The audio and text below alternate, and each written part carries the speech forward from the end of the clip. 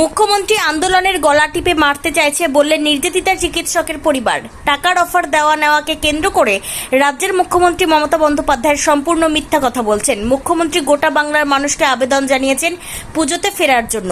সেই প্রসঙ্গে নির্যাতিতার মা বলেন, যদি মুখ্যমন্ত্রী নিজের ঘরে এই ধরনের ঘটনা ঘটতো তাহলে কি মুখ্যমন্ত্রী মানুষকে আবেদন করতে পারতেন উৎসবে ফেরার? সিকিওর আগে পাবে তবে তো কাজে যোগ দেবে। ডাক্তাররা কি আন্দোলন চালাবে তাহলে? আমি জানি না ঠিক। আপনি কি মনে করছেন মুখ্যমন্ত্রী এত আন্দোলনের সারা থেকে ভয় পেয়ে গেছেন, তার ফলে এই ধরনের কথা বলছেন যে আন্দোলনের গলা টিপে মারতে উনি চেয়েছেন, যাতে আন্দোলনটা থেমে গেলে উনি ওনার নিজের জায়গায় ভালোভাবে ফিরতে পারবেন। কে? পুলিশ প্রশাসন, হসপিটাল প্রশাসন, সব প্রশাসনের তরফ থেকেই হয়েছে এটা। কিন্তু বলা হচ্ছে যে আজকে রাজ্য সরকারের আইনজীবী বলেছে 23 জন মারা গেছে এই আন্দোলনের জেরে।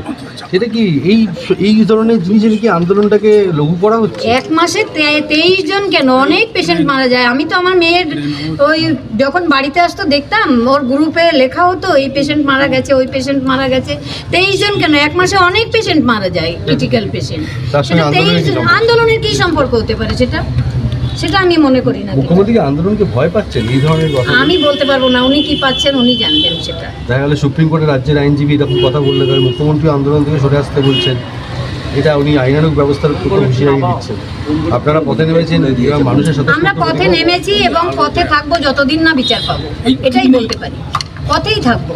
যেভাবে মানুষের কান্না আপনাদের দেখে, সেটা তো আপনারা তো মানে একটা স্বতঃস্ফূর্ত প্রতিবাদ দিচ্ছেন। হ্যাঁ, এখন মানুষের আন্দোলন উনি যদি প্রতিহত করে দিতে চান, আমাদের আন্দোলন করতে পারবেন না। আমরা বাবা মা হিসাবে আমরা আন্দোলন চালিয়েই যাব। সবাই কাঁদছে, জাস্টিস চাইছে, এই সময় পুজোয় ফিরতে বলছে, উৎসবে ফিরতে বলছে, এটা কতটা অমানবিক বলে মনে হচ্ছে? আমার অমানবিক মনে হচ্ছে, কারণ আমি তো মেয়ের মা, আমি তো সন্তান হারিয়েছি, তাই আমার অমানবিক মনে হচ্ছে।